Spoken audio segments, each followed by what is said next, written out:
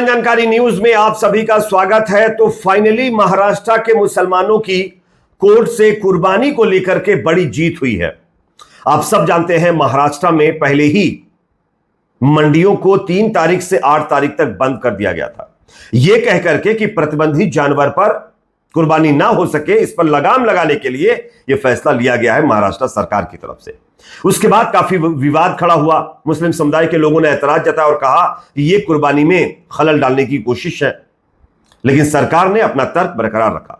लेकिन फाइनली महाराष्ट्र के मुसलमानों को एक बहुत बड़ी राहत मिली है उस फैसले को लेकर के भी, जिस पर यह विवाद था कि मंडियां 3 से 8 तारीख तक बंद रहेगी। और दूसरा एक और मामला कुर्बानी को लेकर आया था कोल्हापुर से, इस पर भी हाईकोर्ट ने एक बहुत बड़ा फैसला दिया है जिसमें मुस्लिम समुदाय की बड़ी जीत हुई है।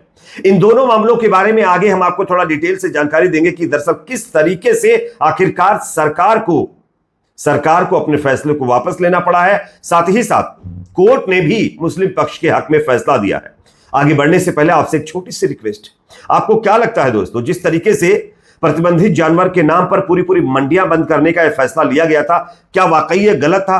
कमेंट सेक्शन में अपनी राय, अपना ओपिनियन आप लोग जरूर रखिए। वीडियो पसंद आए तो लाइक, शेयर, चैनल पर नए तो सब्सक्राइब जरूर करें। बात करेंगे पहली और बड़ी खबर की। सबसे पहले स्क्रीन पर मैं आप लोगों को खबर दिखा रहा हूं, यह खबर आप लोग देखिए। महाराष्ट्र में बकरीद से पहले बंद नहीं होंगे पशु बाजार, वापस लिया गया फैसला। महाराष्ट्र में बकरीद से पहले प्रदेश की महायुति सरकार ने 3 जून से 7 जून तक पशु बाजार बंद करने का आदेश दिया था। वहीं अब मुख्यमंत्री देवेंद्र फडणवीस ने ऐलान किया है कि सरकार ने अपना फैसला वापस ले लिया है और कोई पशु बाजार बंद नहीं होंगे। दरअसल बकरीद के मद्देनजर 3 जून से 8 जून के बीच राज्य में गुरुओं को बाजार बंद यानी पशुओं के बाजार बंद रखने को लेकर राज्य गौ सेवा आयोग द्वारा कृषि उत्पन्न बाजार समितियों को भेजे गए विवादित पत्र को अब वापस लिया जा रहा है। यहां पर बकरीद के अवसर पर राज्य की कानून व्यवस्था की समीक्षा के लिए मुख्यमंत्री फडणवीस ने एक बैठक बुलाई थी। विधायक रईस शेख ने इसमें यह मुद्दा उठाया था। इस संबंध में विधायक रईस शेख ने कहा कि 7 जून को देश भर में बकरीद का त्योहार मनाया जाएगा।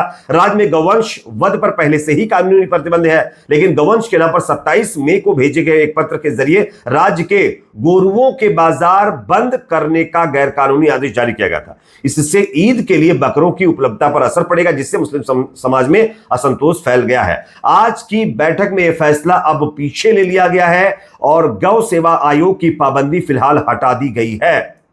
तो यह अपने आप में मुस्लिम समुदाय की बहुत बड़ी जीत है कि फाइनली महाराष्ट्र सरकार को ही अपने इस फैसले को, जिसमें उसने कहा कि 3 से 8 तारीख के बीच महाराष्ट्र के तमाम बाजार जिसमें पशुओं को बेचा जाता वो बंद रहेंगे, उस फैसले को फिलहाल वापस ले लिया गया है। तो यह बहुत बड़ी जीत मुस्लिम समुदाय की हुई है। अब इसको लेकर के यहां पर आप देख सकते हैं एक वीडियो भी वायरल हुआ है, जो कि एमआईएम के स्पोक पर्सन भी हैं, नेता भी हैं, पूर्व एमएलए भी हैं, वारिस पठान। वो क्या अपने वीडियो में कहते हुए नजर आ रहे हैं, वो दरअसल बकरा मंडी वहां के प्रभारी डॉक्टर कलीम पाशा के पास पहुंचे थे। उन्होंने भी इस पर क्या कहा, जरा सुन लीजिए, उसके बाद इसकी चर्चा करते हैं। आपकी बाउंड्री के बाहर है कि जो अफवाह है कि बकरा बेच नहीं सकते, खरीदो जरा। हाँ, वो जरूरी है, जो जरूरी है। क्लियर। कल एक बहुत अहम चीज़ है, मैं बताना चाहूँगा सर, कि कल माननीय मुख्यमंत्री महोदय के पास जो बैठक हुई थी, उसमें एक जो माननीय पशु संवर्धन के सचिव होते हैं, उन्होंने बोला था कि ये जो सर्कुलर है उसको रिवोक करेंगे। और सर आप देखिए मेरे सामने वो सर्कुलर है महाराष्ट्र गौ सेवा आयोग का, उन्होंने ये रिवोक किया। अच्छा, मैं वही जो आप लेकर हो गया उसके हिसाब से उन्होंने ये लिखा है सर कि नजीकच्या आठवड्यात दिनांक 3/6/2025 ते 8/6/2025 या कालावधीत आपल्या जिल्ह्यातील विविध गावांमध्ये गुरांचे बाजार भरविण्यात यावेत। Very good. परंतु सदर बाजारात गोवंशाची कत्तल होणार नाही याची काळजी घ्यावी व तशा सूचना आपल्या स्तरावरून संबंधितांना द्याव्यात। यानी कि ये चीज ये क्लियर होगी सर। मैं बोल समझ गया। देखिए आज हम लोग, जैसा कि दोस्तों आप लोगों ने ये वीडियो देख लिया है, एएमआईएम के स्पोक पर्सन पूर्व एमएलए वारिस पठान ने वीडियो शेयर किया। लिखा है कि बकरा मंडी में बकरे बेचने या खरीदने पर अब कोई रोक नहीं है और फिलहाल ये बाजार अब खुलेंगे। ये अपने आप में बहुत बड़ी जीत मुस्लिम समुदाय की है। अब बात करते हैं दूसरी खबर की। यहां पर बॉम्बे हाईकोर्ट का एक बड़ा फैसला बकरीद पर कुर्बानी को लेकर सामने आया है। इसमें भी मुस्लिम समुदाय की बड़ी जीत हुई है। दरअसल कोल्हापुर के विशालगढ़ किले में स्थित हजरत पीर मलिक रेहान मीरा साहिब दरगाह पर बकरीद और उर्स के दौरान पशु बलि की अनुमति बॉम्बे हाईकोर्ट ने मंगलवार को दे दी है। कोर्ट ने यह अनुमति न केवल दरगाह ट्रस्ट को बल्कि धार्मिक आयोजनों में हिस्सा लेने वाले श्रद्धालुओं को भी दी है। यह फैसला जस्टिस नीला गोखले और जस्टिस फिरदौस पुनीवाला की अवकाश पीठ ने सुनाया है। हजरत पीर मलिक रेहान मीरा साहब दरगाह ट्रस्ट ने पुरातत्व विभाग के उप निदेशक के उस आदेश को चुनौती दी थी जिसमें किले के परिसर में पशु बलि पर रोक लगाई गई थी। ट्रस्ट का कहना है कि यह बलि निजी जमीन पर होती है जो कि किले से लगभग 1.5 किलोमीटर दूर है और यह एक पुरानी परंपरा है। इस दौरान बलि का मांस तीर्थ यात्रियों और आसपास के ग्रामीणों में बांटा जाता है। कोर्ट का फैसला और इसमें कुछ शर्तें भी रखी गई हैं जो मैं आपको बताना चाहता हूं। कोर्ट ने अपने फैसले में कहा है कि 14 जून 2024 को एक अन्य पीठ ने इस मुद्दे पर विचार करते हुए पशु बलि की अनुमति दी थी। उसी आदेश के आधार मानते हुए कोर्ट ने 7 जून को होने वाली बकरीद और 8 से 12 जून तक चलने वाले उर्स के लिए बलि की अनुमति दे दी है। हालांकि कोर्ट ने कुछ शर्तें भी लागू की हैं। शर्तें क्या है? पशु बलि केवल निजी और बंद जगह पर होगी जो कि श्री मुबारक उस्मान मुजावर के स्वामित्व वाला गेट नंबर 19 है वहीं पर होगी। इन शर्तों का सख्ती से पालन किया जाएगा। साथ ही साथ कोर्ट ने यह भी कहा है कि बलि देते वक्त कोई ऐसी चीज ना होनी चाहिए जिससे दूसरों को किसी तरीके की कोई दिक्कत हो।